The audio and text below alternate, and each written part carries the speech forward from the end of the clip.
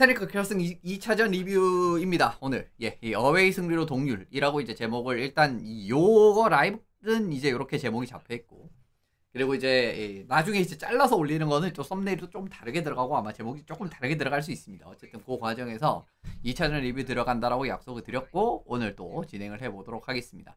결국 시리즈가 1대1이 된 이 부분이 있고요. 뭐 굉장히 이제 치열한 승부가 진행이 되고 있습니다. 1차전 같은 경우에도 이제 좀 일진일퇴하는 그런 그림이 있었는데 2차전 같은 경우에도 마찬가지였었습니다. 이제 이런 과정에서 결국은 사실 이제 경기 중간에 말씀을 드렸던 부분은 플로리다가 요 경기는 정규승을 했어야 됐다라는 느낌으로 말씀드렸거든요. 사실 이제 어떻게 보면은 연장을 갔다라는 측면에서 에드먼턴의 카운터 어택이라든가 이런 부분이 아주 강력하기 때문에 결국 이제 한 방 얻어맞고 질 수 있는 그림이 경기를 잘 하고도 질 수 있는 그림이 나올 수 있는 게임이었단 말이에요. 근데 어쨌든 이제 플로리다 입장에서는 결국 이제 연장승을 거두는 데 성공을 했고요. 에드먼턴 입장에서는 좀 성가신 상대가 성가신 경기력을 회복을 했기 때문에 굉장히 어떻게 보면 조금은 뭐 아주 어려운 그런 느낌까지는 아니지만 그래도 이제 이 경기력이 살아났다라는 거, 플로리다의 경기력 자체가 살아났다는 거, 이거 이제 굉장히 좀 까다로울 수 있는 그런 상황에서 결과적으로 이제 이 승리까지도 거의 이제 한 발 앞까지 다가갔었던 그런 장면이 있었죠. 실제로 연장에서도 좋은 찬스가 또 이제 많이 찾아왔었기 때문에. 근데 이제 그 부분들을 살리지 못하게 되면서 그 이제 플로리다 마르샹 선수에게 허용을 하는 이제 그런 그림이 있었습니다. 그래서 이제 오늘 2차전 한번 이제 다시 돌아보는 그림 한번 가져보도록 하겠습니다. 플로리다 대 에드먼턴, 그죠? 요거는 이제 뭐 그때도 그냥 계속 재탕 3탕 되고 있고요. 이제 그래가지고 이제 스탠리컵 결승전 계속 진행 중입니다. 이제 내일이 이제 3차전 진행이 될 거고 3차전도 라이브 코멘터리 역시 마찬가지로 보내드리도록 하겠습니다. 2차전 관련 이야기거리는 뭐 요런 이야기거리가 있었습니다. 이제 기록이라든가 이런 부분 관련해가지고 좀 이제 이야기거리를 먼저 설명을 드리는데 2014년 스탠리컵 결승 이후로 1차전, 2차전 백투백 연장이 나온 게 11년 만에 요 기록이 나왔습니다. 이제 뭐 2014년 같은 경우에는 이제 LA 킹스가 사실은 뉴욕 레인저스를 그렇게 어렵지 않게 시리즈 스코어에서는 잡기는 했지만 어쨌든 이제 첫 번째, 두 번째 경기 이렇게 연장을 가는 경기들이 있었고 하는 그런 백투백 연장, 이제 이게 어떻게 보면 11년 만에 나온 기록이다라고 말씀을 드리면 좋을 것 같고요. 그리고 이제 2020년 스탠리컵 결승 이후로 1대1 동률, 5년 만에 2차전 끝났을 때 1대1 동률이 나왔어요. 그러니까 2021년, 22년, 23년, 24년까지는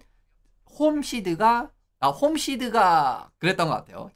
제가 기억했을 때는 상위 시드가 모두 이제 첫 두 경기를 다 잡았던 걸로 기억을 하거든요. 제 기억이 틀렸을 수도 있습니다. 요거는. 근데 어쨌든 이제 2020년 이후로 첫 두 경기 끝났을 때 1대1 동률이 됐다라고 말씀을 드리고요. 맥데이비드 선수가 포스트 시즌 30포인트 이상 돌파를 했습니다. 올 시즌도 30포인트 이상 돌파를 했기 때문에 이제 뭐 40포인트도 이제 물론 이제 뭐 7차전까지 가면은 가능성이 있지 않나라는 생각이 드는데 뭐 현실적으로는 이제 남은 경기에서 한 8포인트 기록하는 거는 그렇게 쉬운 일은 아니죠. 아무리 맥데이비드라고 해도. 그래서 어쨌든 이 부분 말씀드리고 넘어가면 좋을 것 같습니다. 참고로 2014년 스탠리컵 결승전에서는 1차전, 2차전 3대2로 LA 킹스가 이겼었고, 그리고 2차전 같은 경우에는 5대4로 LA 킹스가 이겼기 때문에 이것도 이제 홈 아이스를 가진 팀이 2연승을 하긴 했네요. 근데 어쨌든 이제 연장 두 번, 첫 번째, 두 번째 경기에서 다 연장 승부로 펼쳐진 경우는 11년 만에 나왔다라고 말씀드리고 넘어가면 좋을 것 같습니다. 참고로 1대1 상황에서 스탠리컵 결승전 역대 전적을 보시면은 30대 30. 이제 조금 지나간 인터넷 말로 엄대엄이라는 이야기가 있죠. 요즘에 쓰는 것 같긴 하지만 그죠. 옛날 스타크래프트 많이 좋아하시는 분들이 그죠. 이제 저도 이제 사실 스타 세대이기 때문에 스타도 많이 보고 많이 했는데 그때 이제 엄재경 해설위원님이 그 어떤 상황이든 이렇게 좀 포장을 하면서 5대5로 만드는 그 이제 그런 아주 이제 거기에서 이제 유래된 말이죠. 엄대엄이라는 이야기가. 근데 이제 진짜 이제 시리즈 1대1일 때는 30대 30이었는데 어쨌든 상위 시드가 아직까지는 유리합니다. 그러니까 그죠? 상위 시드가 20승 10패 이제 이렇게 이제 말씀을 드리면 좋을 것 같습니다. 어쨌든 상위 시드가 여전히 아직까지는 유리하다라고 말씀을 드리면 좋을 것 같고요. 이번 결승골 브래드 마르샹 선수가 기록을 하지 않았습니까? 마르샹 선수 기록은 또 이제 뒤에도 조금은 하지 않을까 싶은데 스탠리컵 결승전 역대 최연장자 결승골.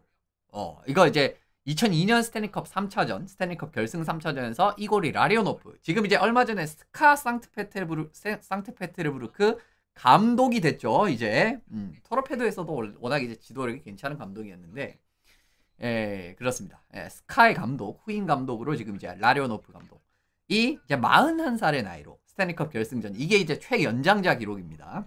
그리고 이제 스티브 토머스랑 이제 론 프랜시스 선수가 39살의 나이로 2003년, 2002년에, 이것도 20년 넘게 이제 이어진 기록들이죠. 이제 요때 이제 39살의 나이로 스탠리컵 결승전에서 연장 결승골을 넣었던 선수들이고, 그리고 여기 이제 마르샹 선수가 네 번째로 합류를 하게 됐네요. 2025년 2차전에서 마르샹 선수가 37살의 나이로 스탠리컵 결승전 연장 결승골을 넣었기 때문에 이게 이제 역대 4위에 해당하는 기록입니다. 그죠? 공동 2위니까 4위에 해당하는 기록이 되게 되겠죠. 그리고 참고로 스탠리컵 결승전에서 쇼트핸디드 골, 결승골, 그리고 연장 멀티골, 이제 요렇게 이제 다채롭게 기록을 한 선수들이 최근 3명이 요렇게 최근 3명이거든요. 그러니까 지난 경기에서 마르샹 선수가 그죠, 쇼트핸드 골 하나 넣었죠. 그리고 연장 결승골 넣었기 때문에 결승골 득점을 했죠. 그리고 멀티골 기록이 됐죠. 요렇기 때문에 결국은 마르샹 선수가 요 기록을 세웠는데, 그 이전에 요 기록을 세웠던 게 마르샹 선수의 정말 영혼의 파트너였었던 파트리스 베르제로 선수가 보스턴에서 2011년에 우승할 때 7차전에서 쇼트핸디드 골, 결승골, 멀티골 이렇게 기록을 한 게 있습니다. 그렇기 때문에 이 기록도 어떻게 보면 14년 만에 나온 기록입니다. 또 재밌는 게 뭐냐면은 2006년에 5차전에서 이제 쇼트핸디드 골, 결승골, 멀티골 이렇게 이제 페르난도 피사니라는 선수가 기록을 했는데, 에드먼턴 오일러스, 지금 플로리다 팬서스의 상대는 에드먼턴 오일러스 선수였었거든요. 그러니까 이제 이런 식으로 좀 역사가 이어지는 것도, 그러니까 가장 최근에 요 기록을 달성한 3인이 또 이렇게 뭐 어떻게 줄이 조금씩 있습니다. 지금 바라보시면은 그렇게 바라보시고 넘어가면 좋을 것 같고요. 맥데이비드 선수가 30포인트, 포스트 시즌 30포인트 작성했다라고 말씀을 드렸잖아요. 역대 2위에 해당하는 기록입니다. 공동 2위에 올라가게 됐고요. 마크 메시에, 뭐 같이 이제 오일러스 레전드이기도 하죠. 마크 메시에는. 마크 메시에 선수도 이제 포스트 시즌에서 30포인트를 3번 기록을 했었는데, 맥데이비드가 벌써 이제 여기 어깨를 나란히 하는 그런 기록을 달성을 했습니다. 물론 이제 그레츠키 6번까지는 갈 수 있을지 없을지 장담 못 하겠습니다. 근데 이제 이렇게 이제 맥데이비드가 작성을 했다라는 거고, 요거는 이제 작성되면은 또 한 번 더 말씀드리겠지만, 드라이자이틀도 지금 30포인트까지 1포인트가 남았었거든요.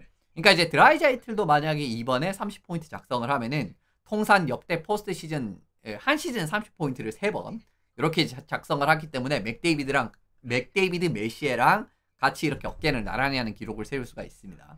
근데 이제 또 눈썰미 빠르신 분들은 그죠, 다 에드먼턴 선수들이죠. 전 에드먼턴 선수들. 현 에드먼턴 혹은 전 에드먼턴 선수들이다라는 거, 이제 요거 이제 보고 넘어가시면 좋을 것 같습니다. 일단 이번 경기도 좀 논란의 장면들이 있었죠. 이제 그 부분을 좀 설명을 드리면 좋을 것 같은데, 일단 첫 골 장면에서 논란의 장면이 있었습니다. 그게 이제 오늘은 또 이제 무슨 항상 이제 또 논란의 장면에는 이 샘 베닛 선수가 중심에 있다라는 것도 좀 재밌는 부분이긴 한데, 일단 이제 베닛 선수의 인터피어런스 판정이 나왔어야 되는 게 아닌가, 이제 그런 상황입니다. 예. 그러니까 인터피어런스 상황인데 왜 이제 인터피어런스가 아닌가, 이제 요거를 좀 설명을 드릴 텐데, 무슨 인터피어런스냐 라는 거 지금 설명드리겠습니다. 지금 이제 샘 베닛 선수의 골 득점 장면이 이전 장면인데, 지금 보시면 이제 콜럼 선수가 스틱을 놓치는 장면이었거든요. 그래서 이제 빅면에 떨어진 요 스틱을 에콜롬 선수가 다시 주우려고 하는데, 베닛 선수가 이 동선에 있었기 때문에 이걸 살짝 차고 지나가는 그런 느낌이 드는 부분이었어요. 그래서 이제 어떻게 보면은 맥데이비드, 그러니까 에드먼턴 벤치에서도 이 플레이가 나왔을 때 굉장히 이 분노하는 이제 그런 이제 선수들을 이렇게 액션을 보여줬었고요. 이제 요 장면이 사실은 인터피어런스가 선언이 돼야 되는 장면이었습니다. 그러니까 엄밀히 따지면, 그러니까 정확히 말씀드리면 될 수 있는 상황이었어요. 될 수 있는 상황이었습니다. 인터피어런스가. 이제 여기서 이제 NHL 룰북을 보시면 알 수 있는데, 56조 2항 5조에 인터피어런스, 마이너 페널티 항에 요게 이제 정리가 되어 있습니다. 그러니까 의도적으로 상대의 스틱을 손에서 놓치게 하거나, 그죠? 이제 떨어뜨리게 만드는 거죠. 그러니까 이제 공격자가 됐든 수비자가 됐든, 그러니까 상대 의도적으로, 요 문구가 중요해요. 의도적으로. 이게 이 문구가 중요한데, 놓치게 하거나 혹은 떨어뜨린 스틱이나 장비의 회수를 방해한 경우, 그러니까 이제 의도적으로 떨어뜨린 스틱이나 장비 회수를 방해한 경우에도 사실은 마이너 페널티 인터피어런스가 선언이 돼야 됩니다. 그죠? 근데 지금 같은 경우에는 바라보시면은 이게 진짜 애매했어요. 왜 애매하냐고 하면은 지금 만약에 이 장면에서 베니스 선수가 발로 차는 모션이 조금이라도 들어갔다라고 했으면 아마 심판이 바로 캐치를 해서 이 페널티를 불었을 겁니다.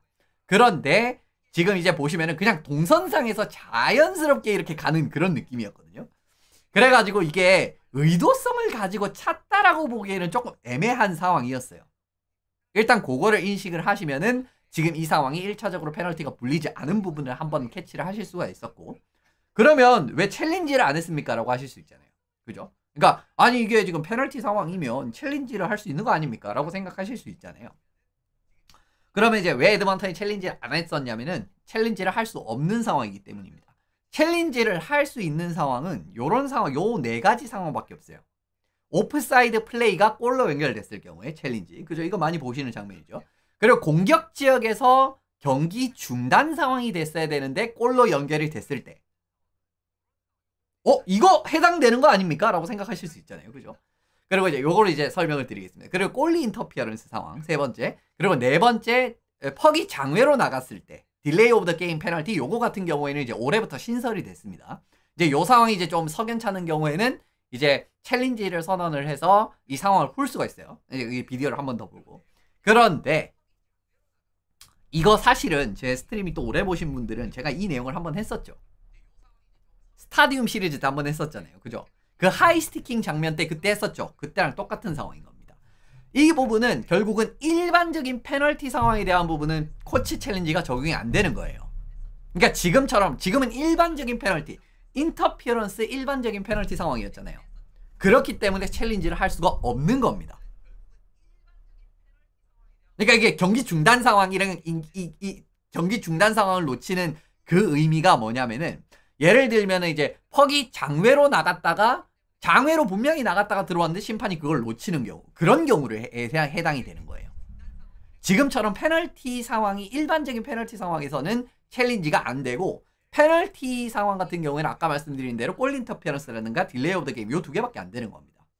그렇기 때문에 지금은 일반적인 인터피어런스 페널티였기 때문에 코치 챌린지가 적용이 안 되고 코치 챌린지를 할 수 없는 상황인 겁니다. 그렇기 때문에 이 플레이는 이제 에드먼턴이 어떻게 보면은 좀 억울한 과정에서 야, 왜 코치 챌린지를 저기서 안 하죠? 라고 생각하실 수 있는데 할 수 없는 상황이기 때문에 라고 말씀을 드리고 넘어가면 좋을 것 같습니다. 그리고 또 하나 더 있죠. 골 인터피어런스. 이거 또 나왔습니다. 저 사실은 이게 저는 거의 동일한 상황이라고 봤었거든요. 지난 경기에서도 베니스 선수의 골 인터피어런스성 플레이가 나왔는데 결국은 이게 이번에는 골 인터피어런스 페널티를 줬죠. 베니스 선수한테. 그러니까 이 경위에 대해서 좀 설명을 드리고자 싶은데 물론 이제 공식적으로 이제 발표를 하지 않았기 때문에 이 부분은 이제 제가 이제 경험적인 부분이라든가 이런 전체적인 부분에 대한 이런 상황적인 부분을 이제 추론해서 말씀을 드린다라는 걸 일단 미리 말씀을 드리도록 하겠습니다. 근데 이번에 왜 이 판정이 이루어지지 않았나라는 걸 좀 곰곰이 리플레이를 계속 뜯어보면서 분석을 해보니까 일단 최초 접촉 장면이 이 장면입니다. 최초 접촉 장면이 지금 바라보시면은 에크홀럼 선수가 크리스 쪽으로 베니스 선수를 미는 모습을 확인을 하실 수가 있어요. 근데 이게 밀린 다음에 이제 쭉 밀려서 이제 연속적인 동작으로 이렇게 쭉 넘어졌다라고 하면 상황이 좀 달랐을 수가 있는데 지금 바라보시면 밀리긴 했는데 여기서 한번 멈춥니다. 그러니까 밀리다가 살짝 멈춰요. 이렇게 크리스 앞에서. 그 뒤에 베니스 선수가 넘어지는 장면이 나오거든요. 그렇기 때문에 조금 차이가 있었다라고 본 것 같아요. 그러니까 직전 1경기 같은 경우에는 그 무릎이랑 다리랑 샘베리 선수 다리랑 이제 접촉해서 연속적인 동작으로 이렇게 넘어지는 장면이 있었기 때문에 그거는 이제 골 인터피어런스성으로 보였지만 골 인터피어런스가 성이 되지 않았고 지금 같은 경우에는 에콜롬이 밀기는 했는데 베니스 선수가 크리스 앞에서 이렇게 이게 딱 여기서 멈춰지는 장면이 나옵니다. 두 선수가. 그러니까 여기서 이렇게 쭉 밀려가지고 넘어지는 게 아니라. 그러니까 이게 한 번 딱 멈췄다가 결국 이제 뒤에 넘어지는 거기 때문에 결국은 이 부분은 페널티가 되지 그러니까 이제 결국 좀 의도성을 가지고 전에도 말씀드렸지만 이게 선수가 골리랑 접촉을 할 수 있는 상황에도 좀 피하려는 움직임이 있어야 된다고 말씀드렸잖아요. 물론 이제 이것도 이제 뒤쪽으로 떨어지긴 하지만 아까 보셨겠지만 중간에 잠깐 멈추는 장면이 있었기 때문에 이 장면에서 추가적인 접촉을 좀 피하려는 의도가 있었어야 됐다라고 생각을 했던 것 같아요. 근데 그런 모습을 보여주지 않았기 때문에 이번에는 인터피어런스라고 생각을 하고 있는 거고요. 상황적인 모습이라고 보면은 일단 에컬럼 선수의 미는 동작으로 시작이 됐기 때문에 우리 소위 뭐 게임 좋아하시는 뭐 이니시 건다 이런 이야기 하잖아요. 그러니까 이니시가 뭐냐 이 이니시에이트는 그러니까 이 에컬럼이 먼저 건 게 맞습니다. 그죠? 이제 그걸로 시작이 됐는데 마찬가지로 대응할 수 없었던 상황처럼 보이기는 했기 때문에 그게 지난 이 상황이랑 유사하다라고 제가 실제로 라이브 코멘터리에서도 저거는 페널티가 잘못 불린 게 아닌가, 그러니까 1차전이랑 똑같은 상황 아닙니까? 라고 말씀을 드렸었는데 결국은 최초 접촉이 넘어질 정도로의 접촉이 아니었었고요. 이후에 골크리스 안에 있는 골리 쪽으로 떨어지면서 접촉을 했다라는 거, 이것 때문에 결과적으로 이번 상황은 지난 상황이랑 미묘하게 다르다라는 거, 이제 요 부분을 결국 이제 참작을 해서 페널티를 줬다라고 보시는 게 조금 더 합리적인 부분이지 않나라고 생각이 듭니다. 그러니까 물론 이제 이 부분도 사실은 우리가 그 레프리 보통 슈퍼바이저들이 있어요. 그러니까 이제 그 총괄 책임자 같은 느낌의 이제 슈퍼바이저들이 있는데, 이제 경기가 끝난 다음에 예를 들면 그 슈퍼바이저 선에서 예를 들면 이제 뭐 심판들이 항상 이제 올바른 판정을 할 수는 없는 거니까 이제 그런 부분에서 피드백을 주고 그런 거 있거든요. 그래서 만약에 이게 1차전에서 이제 이 슈퍼바이저가 그런 식으로 좀 피드백을 줬을 수도 있습니다. 그러니까 지금처럼 이런 좀 모호한 플레이 같은 경우에는 이게 또 어떻게 보면 골리 쪽으로 떨어지는 거기 때문에 좀 부상을 초래할 수 있는 그런 상황도 나올 수가 있잖아요. 그리고 이제 쓸데없이 좀 경기가 거칠어진다라든가 그것 때문에 그런 걸 좀 방지하기 위해서 어떻게 보면은 그런 건 좀 불어라 앞으로는. 그냥 지금 상황 같은 경우에는 뭐 물론 이제 그 룰에서 완전히 벗어난 상황도 아니었었고 1차전 같은 경우에도 이제 그런 이제 또 피드백이 들어간 상황일 수도 있고요. 근데 이제 제가 그냥 이제 저는 이제 그냥 상황적으로만 뜯어봤을 때는 요렇게 결국 이제 최초 접촉이 넘어질 정도의 접촉이 아니었다. 그리고 크리스 안에 있는 골지 쪽으로 떨어지면서 이제 그 이후에 이 접촉이 있었다라는 그 부분 때문에 이게 피하려는 의지도 보여주지 않았고 이제 그런 부분에서 결국 이번에는 좀 참작이 안 된 것 같습니다. 그리고 이제 여기에서 골이 나오게 되면서 에드먼턴은 좀 이제 경기를 유리하게 풀어나가는 그림이 있었죠. 요렇게 논란의 장면은 보고 넘어가면 좋을 것 같고요. 역시나 승리의 요인 가장 먼저 찝으면은 역시나 이긴 팀을 위주로 좀 설명을 드리기 때문에 지난 경기도 에드먼턴 위주로 거의 말씀을 드렸지 않습니까?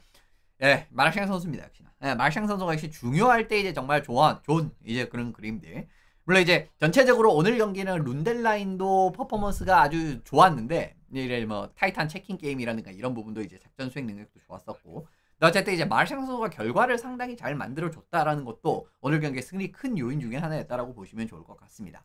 이 최종 수비 라인의 뒷공간을 좀 귀신같이 파고들면서 이런 이제 좀 슥 들어가는 장면들이 사실 마르샹의 경기력에서는 좀 있는 편이거든요. 근데 요런 그림들이 사실은 오늘 경기에서도 상당히 잘 나왔었습니다. 실제로 두 골이 이제 거의 똑같은 그림에서 나오게 됐는데, 물론 이제 세부적으로 뜯어보면은 두 골의 그림은 약간은 차이가 있었어요. 약간은 차이가 있었는데 그래도 전체적인 그림으로 봤을 때는 부샤르 선수의 뒷공간을 이렇게 이제 침투하면서 뚫어내는 이제 이런 그림 자체는 동일했었다라는 거 말씀을 드립니다. 이제 이제 요 부분 말씀을 드리면은 일단 이제 이 하프보드 쪽에서 이제 누전 토킨스 선수가 하프보드가 아닙니다. 그러니까 요 위치에서 그죠? 지금 이제 집어넣을 수 있으면 좋은 상황이죠. 근데 이제 요 상황이 이제 마르샹 선수 스틱 체킹 들어오고 그리고 이제 이후에 이제 룬델 선수한테 딱 끊기게 되면서 결국 이제 이 턴오버가 나오는 장면이거든요. 1차적으로는. 근데 여기에서 이 스틱 체킹을 하고 난 다음에 마르샹 선수가 돌아 나오는 게 아니라 그냥 뒤쪽으로 들어갑니다.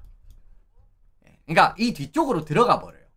근데 요 장면에서 결국은 그죠? 요 장면. 그러니까 이제 룬델 선수가 여기서 이제 턴오버를 만들어냈고, 근데 여기서 이제 마르샹 선수가 뒷공간을 파고 들어가 버리거든요. 근데 여기서 주목하실 부분은 부샤르 선수가 지금 보시면은 예를 들면 이제 마르샹 선수가 들어갈 거를 좀 생각을 하고 수비적으로 이제 뭐 백스케이팅을 한다든가 그런 이제 유연한 포지션을 잡은 게 아니라 여기서 살짝 스탑을 걸어요. 왜냐면 이제 결국은 누전 토킨스가 만약에 이제 뭐 뒤쪽으로 줄 수 있을 가능성은 사실 거의 없는 부분이었는데, 근데 여기서 살짝 스탑을 건단 말이에요. 이제 그 과정에서 결과적으로는 이제 바로 뛰어 들어가는 마르샹 선수를 놓치고 말았고, 거기서 이제 브레이크어웨이 나오면서 잘 알고 계시는 이 네 번째 골, 이 리드를 잡는 골이 나오지 않았습니까? 이제 그렇게 이제 리드가 나오는 그림이었고요. 두 번째 골 같은 경우에는 요거 이제 연장 결승골 같은 경우에는 상황이 조금은 달랐습니다. 어떻게 좀 달랐냐고 하면은 이게 이제 슬랩샷을 때린 다음에 이렇게 이제 요렇게 튀어나오는 그림이었는데, 여기서 유리에 이제 조금은 원래 같은 경우에는 원래 보통 이제 먼 거리에서 이렇게 슛을 때리면은 요렇게 보드 타고 요렇게 이제 들어오잖아요. 그죠? 이제 요런 상황에서 사실은 에드먼턴 같은 경우에도 당연히 이제 수비수가 핀치를 들어가 줘버리면은 룬델이 이제 혹시나 퍽을 잡는다라고 하더라도 이 부샤르가 이제 요걸 딱 들어가서 끊으면서 이렇게 이제 이 공격을 유지할 수 있는 상황이 나오지 않습니까? 근데 이 장면에서 운이 좋았던 게 뭐냐면, 플로리다가 운이 좋았던 게 뭐냐면은 그 뒤쪽으로 맞고 튕겨 나오면서 요 유리 기둥 있잖아요. 여기에 퍽이 맞으면서 불규칙 굴절이 딱 되면서 룬델 앞으로 이제 이상하게 좀 떨어지는 장면이 있었거든요. 그렇기 때문에 결과적으로 이거는 어떻게 보면은 야 부샤르가 왜 이 포지션을 잡고 있냐 그렇게 생각하실 수 있는데, 그 얼마 전에 댈러스 에드먼턴 서부 결승전에서 제가 리뷰 드렸을 때 코디세시 선수 포지셔닝 잡은 거 그거 기억나시죠? 그거 이제 PK 수배는 그게 이제 얘 어디가 있냐라고 이야기를 했지만 사실은 그 플레이가 그렇게 나쁜 플레이가 아니었다라고 말씀드렸던 기억이 있는데 그거랑 똑같은 상황인 겁니다. 결국 이제 슬랩샷을 때렸을 때 보드 쪽으로 이렇게 이제 굴러 나오는 성향이 있기 때문에 부샤르 이제 이 수비수를 핀치를 집어넣어 놓으면은 여기서 굴러 나오는 퍽을 룬델이 잡는다라고 할지라도 한 방에 이제 핀치를 찍으면서 공격을 밀어 넣을 수가 있는 상황이기 때문에 이제 요런 선택을 하는 거란 말이에요.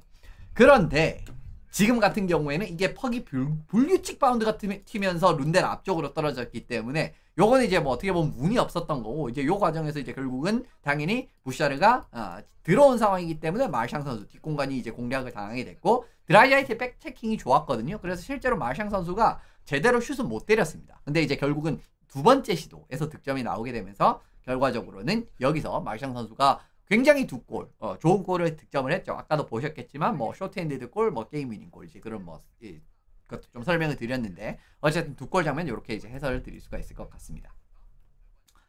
오늘 경기 연장 결승골을 넣게 되면서 또 기록을 세운 게 뭐냐면요. 현역 NHL 선수 중에서 플레이오프 연장 최다골 누가 제일 많이 넣었냐 하면은 마샹 선수가 공동 1위로 올라갔습니다. 카터 버헤기, 코리 페리, 브래드 마샹, 패트릭 케인 요렇게 이제 4명이 통산 연장 결승골이 5골이 있거든요. 근데 이제 마샹 선수가 이제 한 골 넣으면서 이제 여기 이제 이름을 같이 올리게 됐다라고 말씀을 드리고요. 그리고 또 하나 이름을 올린 게 뭐냐면은 NHL 현역 스탠리컵 결승전 최다골. 스탠리컵 결승전에서 최다골 누가 제일 많이 넣었냐. 이제 요것도 브래드 마샹 선수가 오늘 골을 기록을 하면서 코리 페리 선수를 제끼고 단독 1위로 올라갔습니다. 그러니까 중간에 또 코리 페리 선수가 경기 끝나기 전에 골을 넣어가지고 이제 마샹이랑 코리 페리가 이제 9골씩 넣고 있었거든요. 근데 이제 마샹 선수가 연장 결승골 하나 더 추가를 하면서 현역 스탠리컵 결승전 최다골 10골 기록을 했기 때문에 1위 기록이네요. 2위가 페리, 그리고 3위가 예브게니 말킨 선수와 온드레제이 팔라트 선수. 지금 뉴저지에 뛰고 있는 8골씩 득점을 했는데 어쨌든 이제 그 부분 보고 넘어가시면 좋을 것 같습니다. 그러니까 중요한 활약적인 부분에서도 좋은 플레이, 이제 수비 뒷공간을 이렇게 슥 침투를 하는 그림에서 좋은 그림 많이 만들어냈고, 기록적인 부분도 아까 이제 뭐 시작할 때도 좀 언급을 드렸고 지금도 뭐 말씀드릴 게 있다라고 말씀드리면 좋을 것 같습니다. 보브롭스키죠. 네, 보브롭스키가 사실은 제가 S급 골리의 조건 중에 참 측정하기는 어렵지만 정말 이런 이 중요한 상황에서의 하나 더 막아주느냐 못 막아주느냐, 이제 그 상황 자체가 예를 들면은 우리 수비수들이라든가 우리 스케이터들이 실책성 플레이를 해서 그런 상황이 초래가 되는 상황이 나올 수도 있고요. 그죠? 그리고 이제 뭐 다른 상황이라고 하면은 결국은 이제 뭐 역습 상황이랑 뭐 우리가 잘해도 이제 뭐 위험한 기회는 내줄 수가 있지 않습니까? 이제 뭐 여러 가지 상황들이 있는데 그런 상황에서 결국은 하나 더 막아주느냐 못 막아주느냐가 사실은 진짜 S급이냐 이게 그 이상으로 못 가느냐 그 갈림길에 저는 하나라고 보는 부분이거든요. 근데 보브롭스키 선수가 이 경기에서 그런 역할을 굉장히 똑똑하게 잘해줬죠. 실제로 이제 3대2로 어떻게 보면은 지고 있는 상황이었습니다. 이제 요 상황에서 어떻게 보면 1피리어드에서도 지금 이제 어떻게 보면 이제 1차전에서 첫 골 나왔던 그런 느낌으로 패스가 뽑혀 올라오면서 너스 선수가 슬롯 쪽에서 이제 기회를 잡는 그림이 있었는데 여기서 보브롭스키가 아무렇지도 않게 막아내는 그림이 있었죠. 그 부분 하나. 그리고 이제 2피리어드 같은 경우에도 시작하자마자 에크블레드 선수가 사실 오늘 경기에서 핀치 타이밍이 조금씩 늦으면서 뒷공간이 털리는 장면들이 한 2번 나왔습니다. 그 첫 번째 장면이라고 할 수가 있는데 결국은 지금 보시면 맥데이비드가 이제 들어오고 있고 반대쪽에 올라온 선수가 부샤르거든요. 이제 반대쪽에 크로스아이스 패스를 줘가지고 이제 슈팅을 때리는데, 근데 이것도 물론 이제 부샤르가 조금 더 정확하게 때렸어야 됐다라고 말씀을 드리긴 했지만, 보브롭스키 선수가 굉장히 이 크로스아이스 패스 옵션 자체를 제대로 읽은 이후에 세이브를 잘하는 모습들이 이제 나오게 됐다라고 말씀을 드리고요. 이것도 여기서 한 골 더 들어갔으면은 경기가 2대4로 벌어지고 그런 상황이 펼쳐질 수가 있었단 말이에요. 그러니까 지금 어떻게 보면은 근데 우리가 댈러스 시리즈에서도 보셨지만, 댈러스 같은 경우에는 분위기를 이렇게 잡아가지고 이제 예를 들면 지고 있는 경우에서 막 한 점 따라지고 한 점 차 되고 막 이랬을 때도 결국 이제 뭐 역습이라든가 이런 데서 추가 실점 활용하면서 점수 차이가 계속 벌어졌잖아요. 그러니까 만약에 지금 오늘 경기에서도 아까 장면이라든가 지금 장면 1피리어드 끝날 때 이 골이라든가 2피리어드 시작할 때 이 골이 터져가지고 4대2가 됐으면 아마 댈러스 시리즈 같은 느낌의 게임이 나왔을 수도 있습니다. 오늘 경기도. 2골 차가 돼버리기 때문에. 물론 이제 그것도 따라잡을 가능성도 없지는 않지만 이제 그런 그림이 될 수 있다라고 말씀을 드리고, 요것도 좋았죠. 그죠? 물론 이제 결국 끝까지 지키지는 못했지만은 지금 보시면 이제 6대5 상황에서 결국 이제 맥데이비드가 그죠? 이 해시마크 쪽으로 내려오면서, 근데 사실은 이 움직임은 진짜 무서운 움직임이거든요. 그러니까 해시마크 쪽으로 내려오면서 이제 본인이 그냥 슛을 때릴 수도 있고요. 그죠? 이제 그 부분도 생각을 해야 되고, 그리고 이제 미들 팁이라든가 이런 부분도 좀 생각을 해야 되고, 그리고 이제 뒤쪽으로 에콜름을 좀, 물론 이제 지금 이제 플로리다 팬서스 선수들의 이런 포지셔닝이 좋기 때문에 지금 이제 그 미들팁 옵션 같은 경우에도 뭐 사실 이거 거의 로우팁 같은 느낌의 포지셔닝이긴 한데, 근데 요거 같은 경우에도 에클레드가 스틱을 잘 대고 있기 때문에 요게 이제 어렵고, 그죠? 뒤쪽으로 준다라고 했으면은 이 라인하트 선수 스틱을 그냥 들려가지고 그냥 이제 이 실패되는 그런 그림이었고, 바로 슛을 연결하기에는 에크블레드 선수가 몸을 잘 대고 있죠. 그렇기 때문에 어떻게 보면 크로스아이스 패스 드라이자이틀 선수를, 물론 이제 드라이자이틀 선수의 패스는 맥데이비드 패스가 너무 좋았기 때문에 바르코프가 사실 이게 커버가 되는 포지션에 있기는 하거든요. 근데 진짜 절묘하게 반대쪽으로 뽑히는 패스가 연결이 됐습니다. 근데 여기에서 보브롭스키 선수가 반대편으로 기가 막히게 움직이면서 세이브를 한 게 있었죠. 물론 이제 이것도 이제 그때 말씀드린 대로 사실 드라이자이틀 정도 되면은 요거는 탑 코너를 찍어야 된다라고 말씀드리긴 했습니다만은, 요것도 보시면은 크로스아이스 패스를 굉장히 잘 읽고 반응을 하는, 대응을 하는 느낌에서 세이브가 나왔었거든요. 이제 그런 부분 좋았다라고 말씀을 드리는 거고요. 요거 이제 연장, 2차 연장 이제 경기 끝나기 거의 직전 장면이죠. 포드 콜진 선수, 그러니까 세스 존스 선수 스틱이 부러지는 과정에서 결국 2대1 찬스 같은 느낌을 허용을 해버렸단 말이에요. 이제 그 과정에서 이제 결국 2대1 찬스에서 카파넨 선수의 이제 크로스아이스 패스 결국 이제 네트 앞쪽으로 뽑혀 나오는데, 요것도 이제 보브롭스키 선수가 무난하게 잘 막아내는 그림이 나오게 되면서 결국 이제 보브롭스키가 이런 이제 중요한 국면에서의 이런 세이브들, 그죠? 뭐 경기 국면에서 이제 4대2로 벌어질 수 있는 그런 그림을 막아주는 세이브라든가, 아니면 이제 물론 이제 뭐 마지막까지 지키지는 못했습니다. 그죠? 뭐 동점으로 마지막 이 리드를 마지막까지 지키지는 못했지만은, 그래도 보시면 이제 지금 요 상황에서도 이제 또 좋은 세이브가 하나 있었고, 거의 최후반부에. 그리고 2차 연장 이제 경기 끝나기 일보 직전에, 그죠? 이제 요 과정에서도 이제 포드 콜진 정말 이제 사고가 발생을 했기 때문에 존스 선수의 스틱이 부러졌고, 그 과정에서 이제 2대1 찬스가 나오는 과정에서의 역습 찬스, 이제 요게 있었는데 뭐 이런 것들도 잘 막아주게 되면서, 근데 이제 여기서 결국 좋았던 거는 크로스아이스 패스 상황을 정확하게 읽고 그 과정에서 좋은 대응이 나오면서 세이브가 나왔다라는 게 사실은 중요합니다. 그러니까 지금도 이제 보셨지만은 대부분의 상황이 지금 보시면은 빙판을 가로지르는 패스가 나오는 과정에서의 이걸 이제 한 번에 슛으로 연결을 하는 슈팅들이었잖아요. 근데 이런 것들을 지금 다 막아내기 때문에, 근데 사실은 이 크로스아이스 패스를 막아내는 게 골리 입장에서 상당히 어렵거든요. 까다롭기도 하고 어렵기도 하고, 그런 부분이 있음에도 불구하고 지금은 잘 막아냈다라는 측면에서는 상당히 긍정적인 부분이 있다라고 말씀드리고 넘어가면 좋을 것 같습니다. 어쨌든 보브롭스키가 이런 활약을 해준 것도 역시나 오늘 경기를 잡는데 상당히 이제 도움이 됐다라고 말씀을 드리고 넘어가면 좋을 것 같습니다. 그리고 사실은 이게 중요합니다. 지금 공격 지역에서의 운영이 살아났다라는 게 이게 진짜, 그러니까 제가 이제 처음에 이거 오프닝을 할 때 말씀을 드렸던 게 운영이 살아나고 있다라고 말씀드렸잖아요. 플로리다가. 근데 이제 그 부분이 까다롭다라고 말씀을 드린 기억이 나는데, 공격 지역에서의 운영이 살아나고 있다라고 말씀을 드리는 겁니다. 플로리다도 사실은 공격 지역에서는 슛을 적극적으로 때린 이후에 퍽을 탈취하는 느낌의 운영을 많이 한다라고 이제 굉장히 이제 라운드별로 계속 한 번씩은 말씀을 드리죠. 근데 그 운영이 이 경기에서 굉장히 잘 살아났었어요. 한 이 피리어드부터는 요 운영 자체가 제대로 이제 펼쳐지게 되면서 예, 좋은 그림이 나오고 그래서 이제 제가 이제 그 장면을 하나 보여드릴 텐데 일단 기본적으로 오늘 경기에서 돋보이는 부분은 공격수 첫 번째 공격수에 해당하는 선수가 재탈취를 굉장히 빠르게 들어간다라는 겁니다. 압박을 상당히 빠르게 들어가서 이제 이 재탈취하려는 시도를 보여주고 그 과정에서 실제로 성과를 굉장히 많이 보여줬습니다. 이게 어떻게 보면 오늘 경기에서 이제 중요하다고 말씀을 드리는 그림인데 지금부터 이제 좀 설명을 드리겠습니다. 그 양적인 운영이다. 이제 제가 이제 양적인 운영을 잘한다라는 거는 이런 부분에서도 이제 말씀을 확인을 하실 수 있는 부분이에요. 그러니까 지금 이제 포러슬링 선수가 슛을 때렸을 때, 그죠? 보통 이제 슬랩샷 같은 경우에는 아까 그 상황이랑 아까 이제 그 핀치 들어간 상황이랑 그 동일한 상황이죠, 그죠? 아까 이제 골 장면, 그 마샹 선수 두 번째 골 장면이랑 동일한 장면이라고 보시면 좋은데 이번엔 플로리다가 하는 그림이라고 보시면 좋습니다. 그러니까 슬랩샷을 때리는 과정에서 결국 이제 빗나갔나? 이제 그래가지고 이제 네트 뒤쪽으로 빠져가지고 이 하프보드 쪽으로 퍽이 빠져요. 이제 요렇게 그러니까 슛을 때리고 난 다음에 바운드가 돼가지고 요쪽으로 이제 퍽이 빠지는 그림이 나오는데 지금 보시면은 포드 콜친 선수가 이 퍽을 잡았을 때 바로 바르코프 선수가 달라붙습니다. 예, 그러니까 슛을 때렸을 때 바로 이렇게 이제 그 슛을 다시 이제 퍽을 재탈취하려는 시도를 굉장히 빠르게 가져가고 그 과정에서 이 퍽을 또 뜯어낸 다음에 이제 그런 그림들이 지금부터 나오게 될 겁니다. 여기서 바르코프 선수가 압박을 들어가게 되고 결국 이제 생각보다 압박이 굉장히 빠른 타이밍에 들어오기 때문에 포드 콜친 선수가 여기서 어떤 선택을 하냐면은 살짝 이제 플립으로 뛰어가지고 앞에 있는 공격수한테 연결을 하려는 시도를 가져가요. 그랬을 때는 당연히 이 두 번째 왜냐하면 이제 그 직접적으로 패스를 빠르게 전달을 한 게 아니니까 F2에 해당하는 선수가 또 튀어나오면서 그죠. 라인하트 선수가 이 플레이를 잘라내서 결국 이제 공격 지역을 계속 이제 유지할 수 있는 그림이 나오게 되고 그 과정에서 이제 요거 이제 중간에 조금 생략되긴 했는데 또 라인하트가 슛을 때립니다.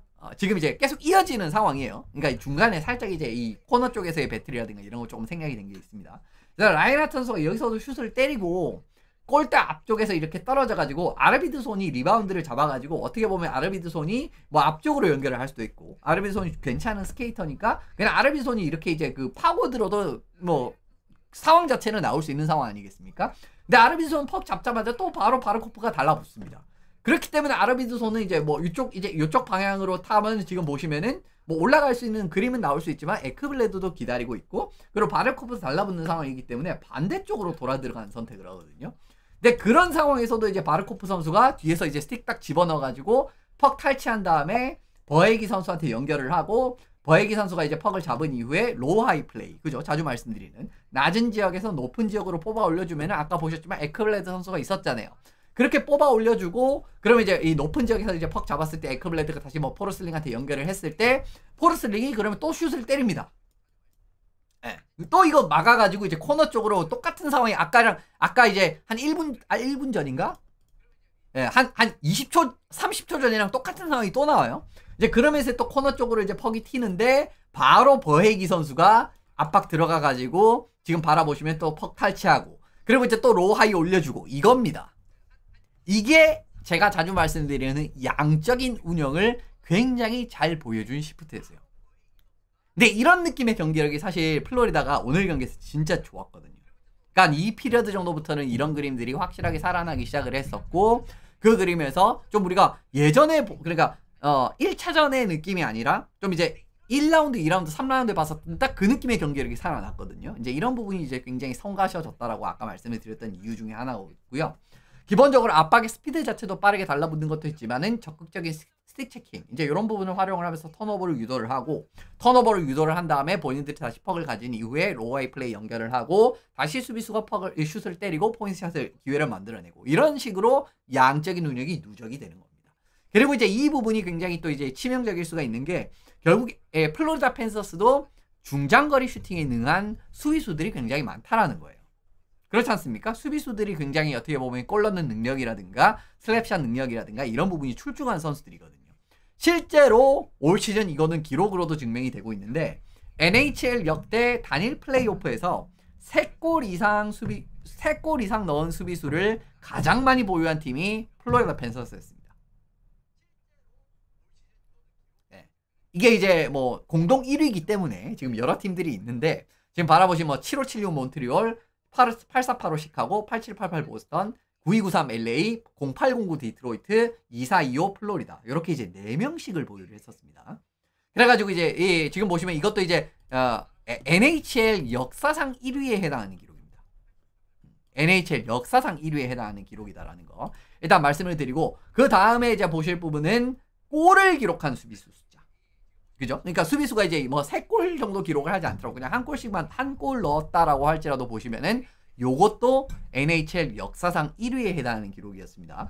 8687 에드먼턴, 8788 캘거리, 9091 피츠버그, 9394 워싱턴, 1819 보스턴, 2021 베이거스, 그리고 2425 플로리다. 이렇게 7명의 수비수가 골을 기록을 했는데, 이게 이제 단일 포스트 시즌에서 가장 많이 보유를 한 팀이었었고요. 이런 그림에서도 이런 운영이 살아났을 때의 시너지가 동시에 붙을 수 있는 그런 그림이라고 보실 수가 있겠죠. 워낙 이제 슈팅 능력이 좋은 수비수가 많으니까 또 양적인 운영을 하는데도 도움이 된다라고 이제 받아들이시고 넘어가면 좋을 것 같습니다.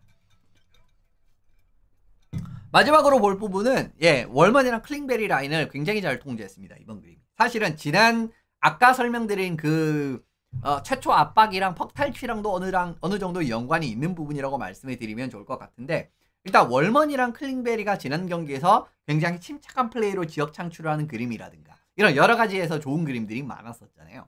그래서 이제 월먼 클링베리를 이제 지난 경기에서 에드먼턴 이긴 이제 주요 요인 중에 하나라고도 이제 설명을 드린 기억이 있습니다만은, 요 라인을 오늘 경기에서는 굉장히 잘 통제하는 모습이 나왔다라는 겁니다.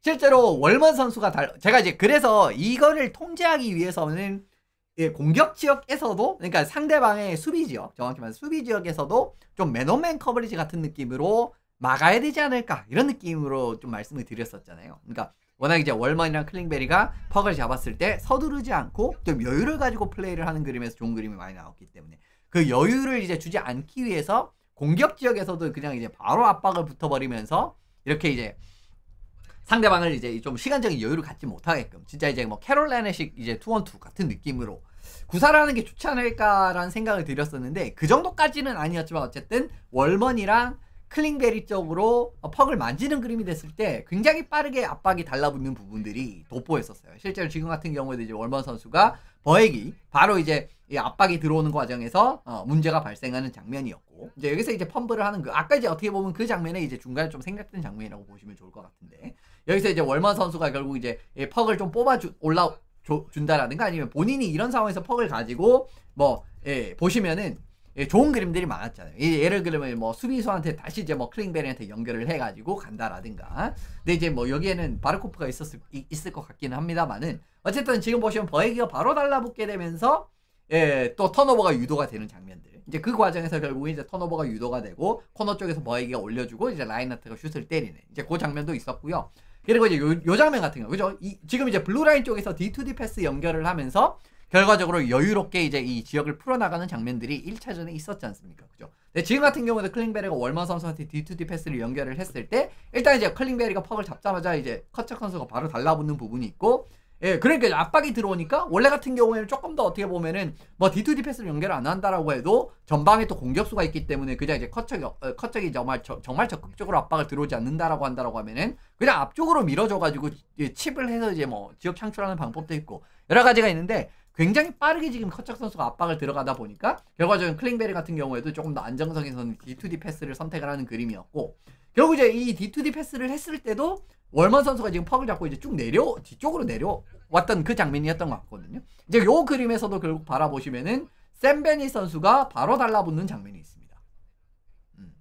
근데 여기서 만약에 월먼 선수가 또 D2D 패스를 연결하면 이 커척 선수가 바로 달라붙을 수가 있잖아요. 그렇기 때문에 사실 이 옵션들은 없어지는 거거든요. 그러니까 결과적으로는 커척 선수는 이제 조금 스케이팅을 요렇게 타고 들어오다가 결과적으로 너 어차피 앞쪽으로 줄 거 아니야 이러면서 스틱 대면서 자르는 장면이 있었습니다. 이제 그 부분 하나 더 말씀을 드리고, 그 다음에 이제 요거는 이제 로어스타리넨 선수가 퍽을 집어넣고 이제 결국은 가는 그림이었는데, 그 뒤에 보시면은 이것도 이제 원래 이런 상황에서 그냥 집어넣기만 하고 좀 천천히 가서 들이받고 이제 이런 그림이 됐다라고 하면은 또 이제 위험할 수가 있는데, 지금 이제 퍽을 집어넣은 이후에 결국은 클링베리가 지금 어떻게 보면 여기 클링베리랑 월먼일 것 같다. 그러니까 여기서 집어넣으면 월먼이나 클링베리가 어쨌든 잡을 거 아니야. 클링베리였던 것 같다. 그러니까 지금 바라보시면 클링베리가 이제 또 이제 시간적인 여유를 골 네트 뒤에서 이제 가지고 올라오고 이러버리면 또 귀찮은 상황이 나오니까 로스타린이 칩을 집어넣고 그냥 바로 들어가가지고 이제 피지컬로 압박을 들어가서 클링베리가 제대로 퍽을 플레이를 할 수 없는 상황이 돼가지고 퍽이 이제 이쪽으로 나오는데, 그리고 요 장면에서 이제 월먼 선수가 퍽을 가지고 올라갑니다.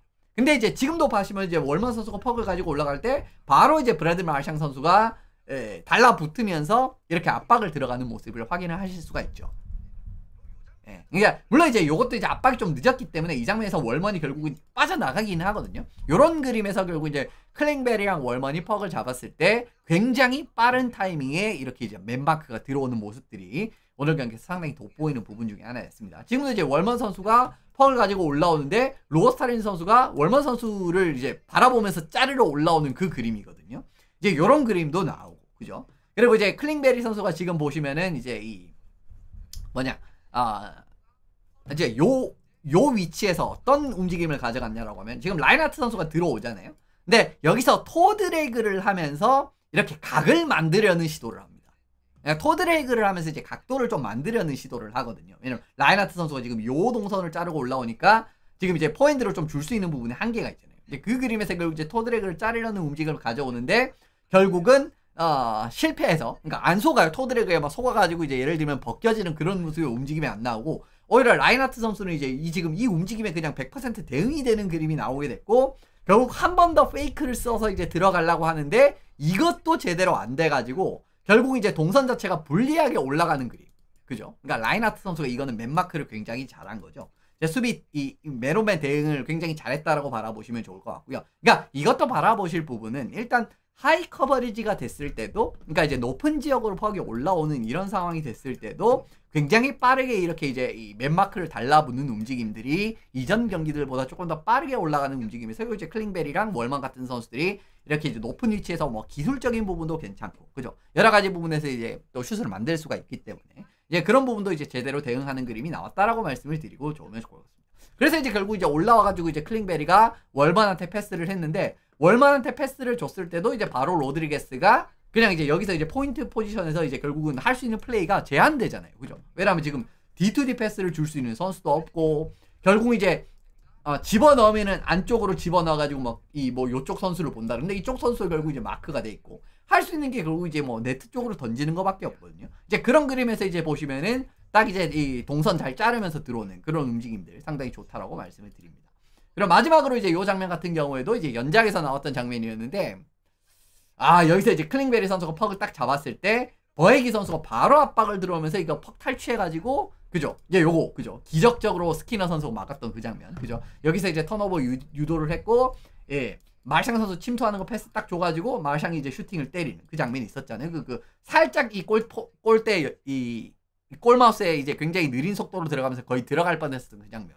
그 장면도 결국 이제 클링베리가 퍽을 이제 네트 뒤쪽에서 잡았을 때 버헤기가 굉장히 빠르게 압박을 들어갑니다. 이건 근데 아까 보시면 아까 이제 설명을 드렸던 그 운영이 좋아졌다라는 그 설명이랑 좀 일치하는 부분이죠. 이런 그림들이 나왔기 때문에 결과적으로는 플로리다가 오늘 경기에서도 이제 월먼이랑 클링베리에 대한 대응 같은 부분도 상당히 유연하게 잘 들어갔다라고 바라보셔야 되는 부분입니다. 그러니까 결과적으로는 앞선 공격 지역에서의 압박이랑도 맞물리는 부분은 공격 지역에서 이제 첫 체커가 압박을 빠르게 들어갔다라는 것도 있고요. 어느 정도는. 그리고 이제 에드먼턴 수비진, 특히 이제 월먼이랑 클링베리의 강점이라고 할 수 있는 퍽 운반적인 부분을 이 압박을 통해서, 그러니까 첫 번째 체커를 굉장히 빠르게 붙이는 이 부분을 통해서 상당히 효율적으로 차단하는 모습 자체가 돋보였다라는 부분이었습니다. 그래서 실제로 이제 오늘 경기에서 물론 이제 그 마지막 동점골 장면에서 월먼 선수가 어시스트를 기록을 했긴 했지만, 월먼이랑 클링베리가 사실은 지난 경기 같은 느낌에서의 좀 종횡무진 활약하는 모습은 오늘 경기는 없었거든요. 이제 요 과정에서 근데 이제 플로리다 같은 경우에는 슈미트 선수 오늘 활약이 엄청나게 좋았습니다. 이제 그런 그림들에서 또 차이가 나기 시작하니까 어떻게 보면 이 부분도 오늘 경기를 플로리다가 잡을 수 있었던 이유, 그러니까 1차전에 안 됐던 부분이 2차전에 또 좀 보완이 돼서 돌아왔다라는 부분, 이런 것도 이제 이게 앞으로 계속 이게 이 루트가 2차전처럼 계속 차단이 되기 시작을 하면은 에드먼트 입장에서 경기가 굉장히 어려워질 수밖에 없는 부분은 뭐냐면, 지금 쿨러크랑 너스가 올라왔을 때는 좀 주도적인 지역 창출이라든가 이런 게 잘 안 되고 있어요. 물론 이제 그 선수들도 스테레오치 패스를 활용을 한다라든가 그런 그림으로 시도를 해보기는 막 그게 부정확하다라든가 제대로 연결 안 돼서 아이싱 된다라든가 그런 그림들이 지금 너무 많이 나오고 있거든요. 그래서 그 부분을 생각을 해본다라고 하면은 지금 월먼이랑 클링베리가 이 퍽을 운반하는 능력 자체가 이번 시리즈에서 다음 경기부터 얼마나 회복이 될지 이거는 에드먼턴 측에서도 상당히 중요한 변수라고 감히 말씀을 드려보고 넘어가면 좋을 것 같습니다. 그래서 뭐 오늘 이제 서머리는 이렇게 마무리를 드리면 될 것 같고요. 향후 라이브 계획은 뭐 이렇게 되게 될 예정입니다. 내일 아침에 라이브 코멘터리 하고요. 3차전. 그리고 이제 또 이틀 쉽니다. 또 이틀 쉬죠?